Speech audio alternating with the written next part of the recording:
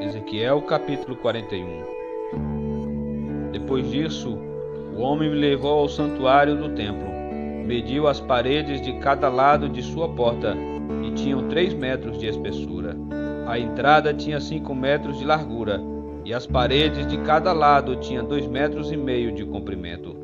O santuário propriamente dito tinha 20 metros de comprimento e 10 metros de largura.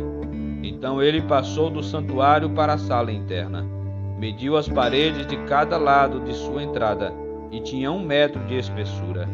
A entrada tinha 3 metros de largura, e as paredes de cada lado da entrada tinham 3,5 metros de comprimento.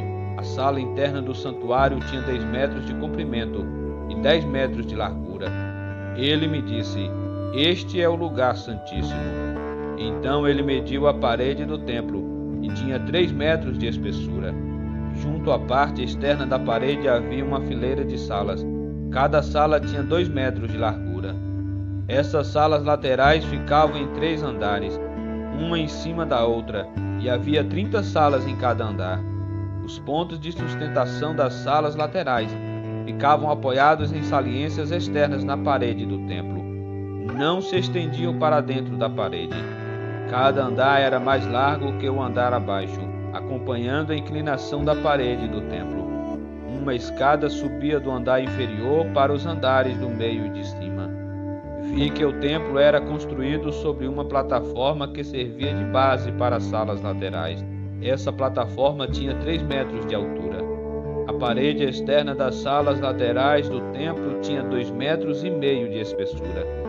Havia, portanto, uma área aberta entre essas salas laterais e a fileira de salas junto à parede externa do pátio interno.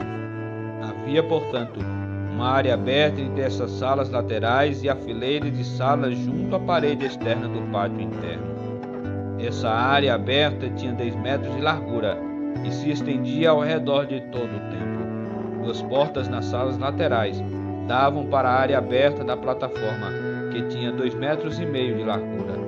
Uma porta ficava voltada para o norte e a outra para o sul. Havia um edifício grande a oeste, voltado para o pátio do templo. Tinha 35 metros de largura e 45 metros de comprimento, e suas paredes tinham 2,5 metros de espessura.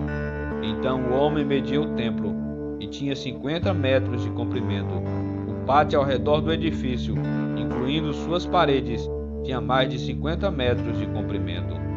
O pátio interno do lado do templo tinha 50 metros de largura. O edifício a oeste, incluindo suas paredes, também tinha 50 metros de largura. O santuário, a sala interna e o pórtico do templo eram todos revestidos de madeira, assim como as armações das janelas embutidas. As paredes internas eram revestidas de madeira acima e abaixo das janelas.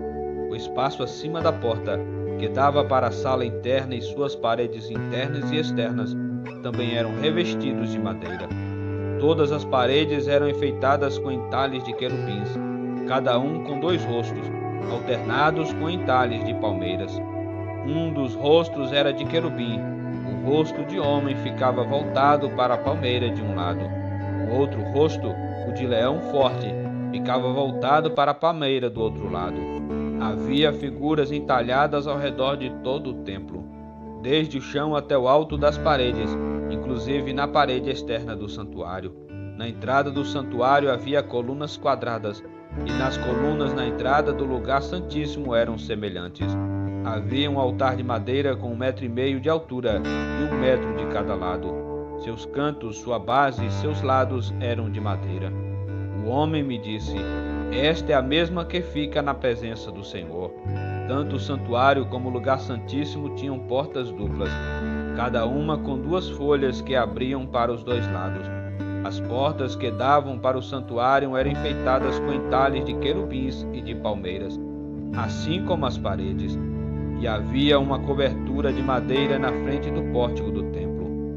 Dos 2 lados do pórtico havia janelas embutidas enfeitadas com detalhes de palmeiras. As salas laterais junto à parede externa também tinham cobertura.